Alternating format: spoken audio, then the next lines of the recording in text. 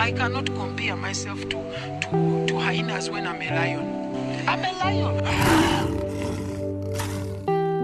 If my feet can't take me there, my faith will take me there. 12:25 is the time right here on Unza Radio 91.7 FM. A lovely good afternoon to everyone who is tuned in right here on Unza Radio, broadcasting to you live from our Lusaka studios right here at the University of Zambia main campus, Great East Road. Alright, so you're welcome to Campus Chronicles once again. It is a Monday. So I'm your presenter, gracious Kutemwa Bwalya. Well, my guest today is Thandiwe Sakala, former academic vice president for Unza Hasa, who is now a tutor right here at the University of Zambia. So last week we engaged in a lively discussion on the no CA, no exam policy from the students' perspective. So this week we are switching things up with a story that's sure to inspire. Of course, I'm gonna get inspired. So our guest today, like I mentioned, is Thandiwe Sakala, a dedicated Unza graduate who has transitioned from being a student to becoming a tutor while maintaining her strong connection to the Unza community. Thandiwe has an impressive background, having served as the academic vice president for Unza Hasa. So today she will share insights on her journey, the challenges she faced, and the realities of life after graduation. Good afternoon, Thandiwe. Good afternoon, thank you. Welcome to Campus Chronicles. Thank you so much for having me. I'm glad to be here. All right. Thandiwe, we're looking at your life experience, you as a tutor, because you just graduated. Okay. So as someone who has experienced this policy of no CA, no exam, this policy firsthand as a student and now guides others through it as a tutor, what's your perspective? How do you think this policy impacts the student experience and their readiness for life beyond Unza? Okay, let me try to answer it from the perspective rather of a student. So the no CA, no exam, given the current conditions that we have at the university, seems to be a bit unrealistic and also unfair on the part of the students. This is because oftentimes we find that most students will sit for the exams or have to prepare for the exams without even knowing the CA. So then if you have a situation of no CA, no exams, how exactly is that situation going to hold? And then away from maybe, let's say we have a situation where the CAs are ready before the exam, it's unfair in the sense that we can have a situation where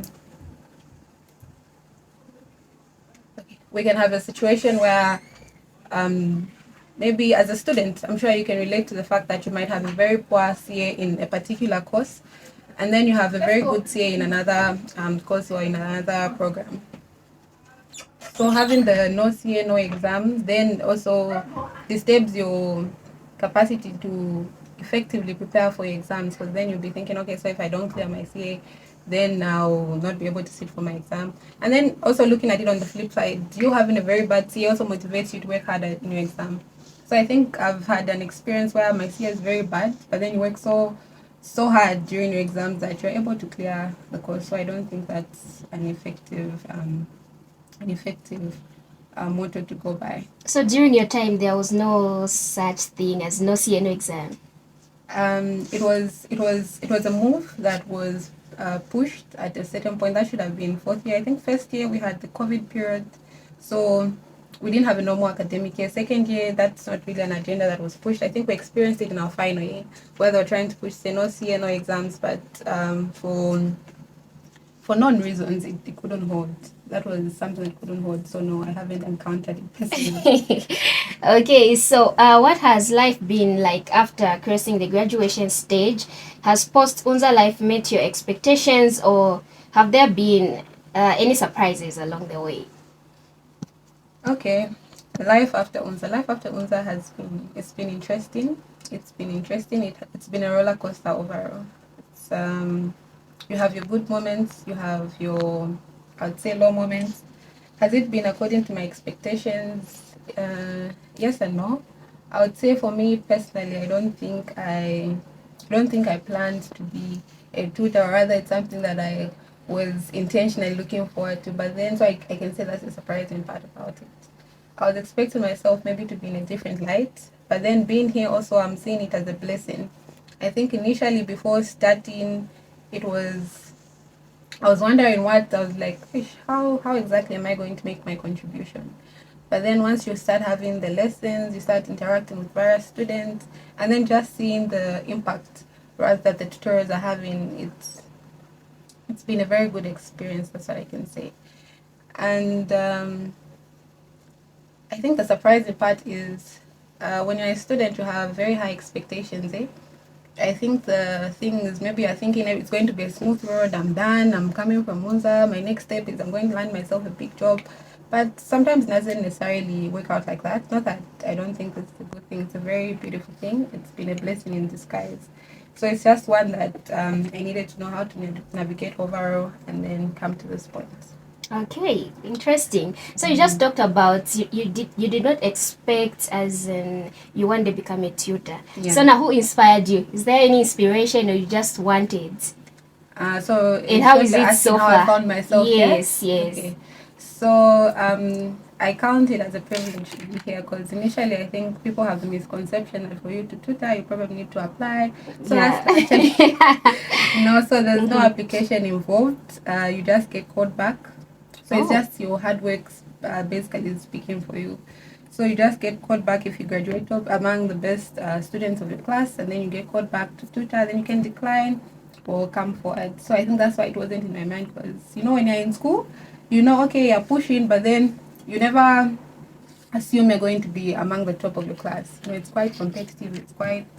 It's a challenging experience. But then being called back, I think, it was good. I was like, okay, let's do this. Interacted with people who are former tutors, asked their experience, and I was like, okay, I think I should probably give it a try. And so far, it's been amazing. It's been amazing. Yeah, it's pressure Mm-hmm. because you have to study. Oh, You need to really? go back to study. You need to do your research because now you're trying to guide people. They have questions. You need to know. So yeah, despite that, it's been good. Just need to prepare. So, do you see yourself like you want to become a lecturer? I think it's something I wouldn't mind. Initially, I was going to say no, but after the experience I've had, I think it's something I'm open to. Probably not on a full-time scale, but part-time it's definitely something I'm open to. So in short, it's just cooking you up. Yeah, definitely. Yeah, It okay. has sparked an interest in academics. Great. So from your experience, what makes an Unza graduate stand out in the real world? Are there unique qualities that Unza instills in its students that you believe give them an edge over graduates from other institutions? Okay. So just to help me answer that better, do you mind just breaking it down? Ask me the first part and the second part. Okay, so from your experience, what makes an Unza graduate stand out in the real world? Okay, so what makes undergraduates stand out? So I think, or rather from my experience, I think the first thing that will make you stand out in the real world is just the fact that you're coming from Unza. I Okay. think at least, The the only university, university. of course, the only university in Zambia. I believe Unza has made a good name for itself out there in the real world. Just the fact that you're coming from here, it does speak, it does open up doors for you. On a flip side, I think everything has two sides to it. We also have people who are, but then they're not in major decision-making units, or sometimes, not all the time. We have times where some people aren't so open to Unza graduates. But then the fact that you're coming from this particular institution, it does make it very easy for you to enter certain spaces, even just have interactions. Yeah. Okay, so let's talk about qualities. Are there unique qualities that Unza instills in its students that you believe it gives them an edge over graduates from other institutions? Okay. So one thing I've learned, one thing I've picked up from being at Unza, I feel Unza really teaches you to work extra hard. It pushes you. I think one thing I've seen here is that there's no spoon feeding. You see, there's no spoon feeding. Much of the work that you're going to do, much of the learning that you have to do the research. So I think it just builds that thing in each individual. As long as you're up for the challenge, you're going to need to do your research. Whether you have a lecture you feel you did not understand, of course we have tutorials, but then third and fourth year you don't have that luxury. You need to do your research. You don't understand something, so I think it builds that perseverance. You're going to push. It's going to make you very agile. It's going to make you very vigilant, and it also just makes you ready to push harder than others would have to. It's like the conditions here are, I would say, they're so tough. Sometimes if you're not strong, they might weigh you down, but then if you just have that tenacity within you to push harder, it gives you a good step in the real world, because you'll be able to work hard, you'll be able to push, you'll be able, that phrase that people usually put on their CV to say, I work well under pressure. Yeah. It won't be a lie for you. That one is going to be true. You learn to work under pressure. So talking about grades, let's say maybe let's say someone graduates with a distinction and then someone graduates with a silent. So is it because someone was lazy or something like that? I think there's a famous quote that says you can't argue with results, eh? Okay. What you put in is what you get out. So I definitely cannot say someone who got a distinction, then it means they were not, or rather they worked less than someone who got a silent. Just by the results, what that is going to be giving us an indication, rather, that the person with the silent didn't work as hard as they should have. I won't say it means they are not smart, but I feel they had laziness on their part. They could have pushed harder than that. Because if someone is able to get a distinction, why should you settle for the silent? Why should you settle for the silent? So we're different. No. I feel that's, in my view, I feel everyone just has the capacity rather to push harder than that. Okay. Yeah. So for me, I'd say there's a factor of laziness in that one. Laziness. Yeah. Okay. Now that you're on the other side of the classroom, how was your daily life changed? Okay. So first of all, I think this is my favorite part of everything. I no longer have to study as much as I used to. Seriously? The 0 nights where you stay up the whole night studying. I think I'm glad I don't have to do that in that way, rather studying due to the pressure. So it has changed in that now I can say I get more rest than I used to. As a student, you're operated on 5 hours of sleep. I can't wait for that. To back. You have research. You have it's a lot of pressure. It's a lot of pressure. But now I think my life has changed. The fact that I'm able to rest more, I'm able to plan my day. I don't feel as much pressure as I was feeling then with regards to study. The pressure I have now, I think, is different. Probably just thinking, okay, where do I go from here? Will I be able to achieve the goals and plans I had as a student? I think the pressure I'm having now is just what's the next step, not the same pressure I was having as a student. And I feel I prefer being here now than then. Okay, so you're a tutor. Yes. Are there any other things that you're doing apart from tutoring, or you're here 24/7? Am I here 24/7? No. So at the moment, I'm focusing on the tutoring that I'm doing currently, and then I'm also open, or rather, I'm still trying to find my balance. I think I won't take gap year because I'm currently busy right now. So I'm using this period rather to research where do I want to go, what industry am I seeing myself in, what career path exactly am I trying to go. So if I say tutoring, like you asked initially, would I want to be a lecturer? So it's something I'm exploring. From here, do I think I want to further my studies and then come back to lecture and stuff like that? So I think that's the phase I'm in currently. Okay. How is your typical day? My typical day? Yeah. Like my routine? Yeah. Okay. So my typical day on a day that I have tutorials, I need to start my day early. I need to prepare. Do you have tutorials like every day? So on that one, it depends on how I've structured it. So currently, I structured it in a way where I have my tutorials from like Tuesday to Thursday.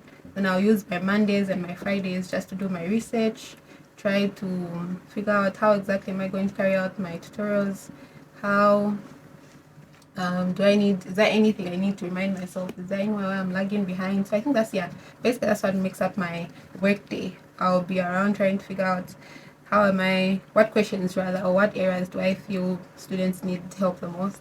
How can I research on this? And then yeah, basically that. Then Tuesday, Wednesday, Thursday, I'll have my tutorials. Okay, so how do you balance the responsibilities of being a tutor with life beyond the classroom?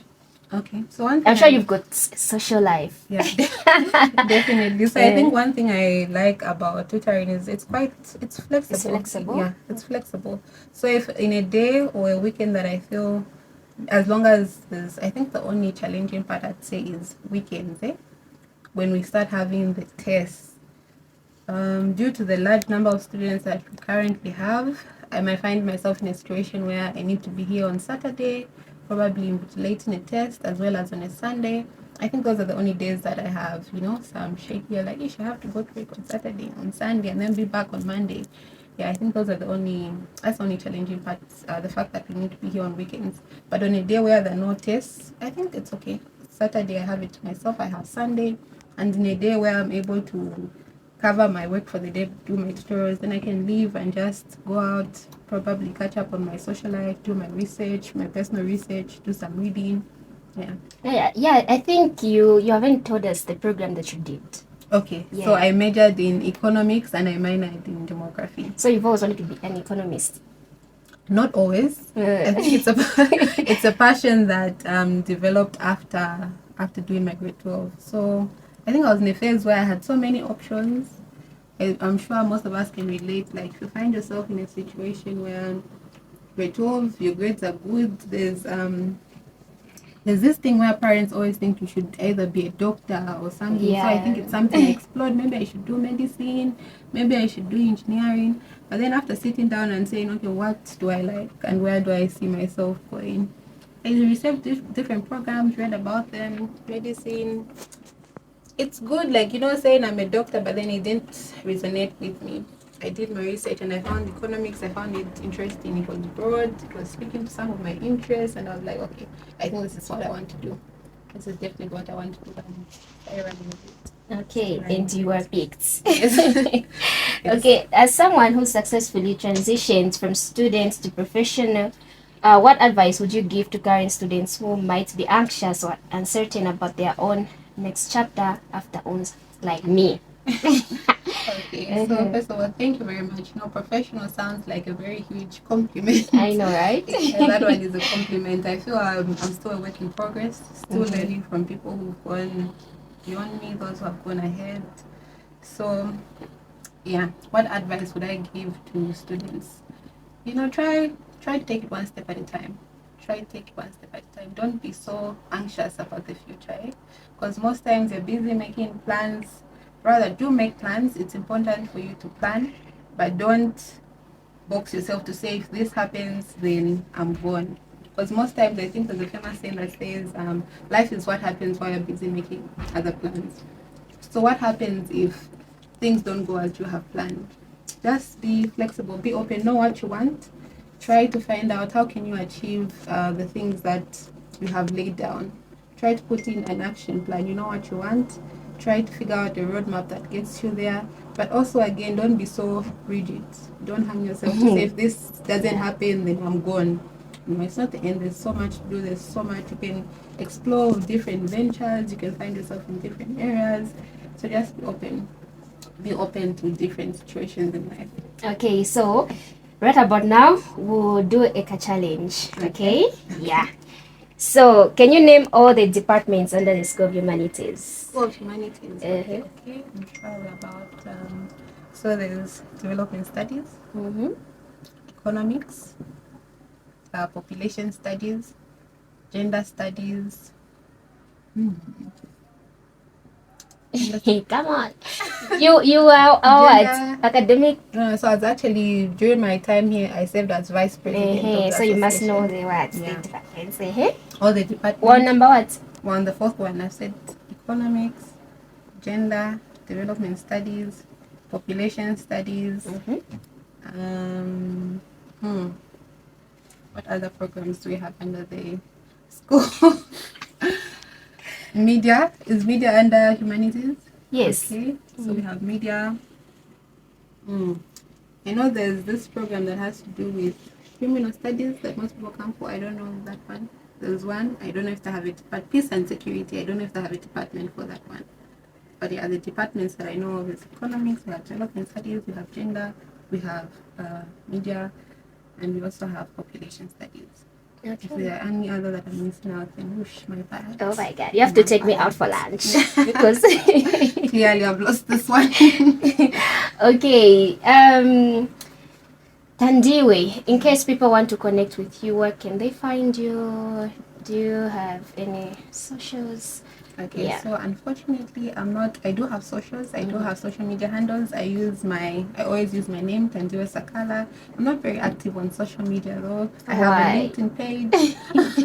I don't know. You don't know? I think that's a world that I'm yet to explore.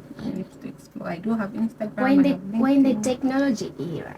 Yeah, I think I just need to up it up, you know? Mm-hmm. To up it up. Yeah. Though I want to use it as a platform to share insightful stuff. I don't think I want to be, you know. So I want to be intentional once I get there. I have the pages ready. Mm-hmm. Just need to set up what do I want to put out there. Yeah, so you can find me on Instagram, Facebook, LinkedIn. Just my name is Thandiwe Sakala. And then if you're in school, you're a student at the University of Zambia and you'd like to catch up, I'm found at the economics department, computer room. Yeah, so once you just ask for me there, you'll be able to reach me. If you want to reach me faster, you can email me sakala12@gmail.com. You can also WhatsApp me on my MTN line, which is 0961413012, and we can have more conversations from there. Okay, so kindly share your final thoughts with our listeners. Okay, so final thoughts. I think the students and non-students. Okay, so I'll start with the students. Mm-hmm. I think an encouragement that I have for the students is don't quit on working hard. Yeah, I think there's a misconception that's been famously going around to say it doesn't matter what you graduate with, distinctions don't matter. I think that's a lie, honestly. Okay. Yeah, I don't think that's true, especially if you're one who would like to see yourself further your studies. Maybe if international scholarships are things you're open to. I think those things actually do matter. So it depends on where you're seeing yourself going. So if you're seeing yourself crossing borders through scholarships and anything, then you do need to work on your grades. Because, you know, you see like requirements there, like very high GPAs. You know, they want distinctions, merits, and then when you look at your grade, you're like silent. It's like you're limiting your options. Mm-hmm. You're sort of limiting your options. So don't quit working hard. Always push, have a plan of where you want to go. If you see yourself going the business route, that's also fine. That's also very, very okay. But then don't be misled to say settle for the average or the basic. There's a lot out there that you can push for yourself. And then to my fellow fresh graduates, you know, there's a lot of pressure trying to find balance. Where do we go from here? Don't quit searching. I believe when we have this conversation in a few more years, we'll be like, oh, okay, you know, we thought we wouldn't be here, but look at us now. This is where we are at. So let's keep pushing. I'm sure we have a long way to go, but I believe we're making the right strides. Wow, great. Thank you so much for making it to Campus Chronicles. Thank you so much for having me. Hi there, this is Francis Chirufia on the Campus Chronicles. I am the PR for the Campus Chronicles. So on the next episode, we are going to talk about the unveiled stories of the University of Zambia's inclusivity, equality, as well as the leadership of the females. And we're also going to dive into the people with disabilities. I'm sure you're going to get the information you have never received before. So I can assure you that don't miss the opportunity. See you there.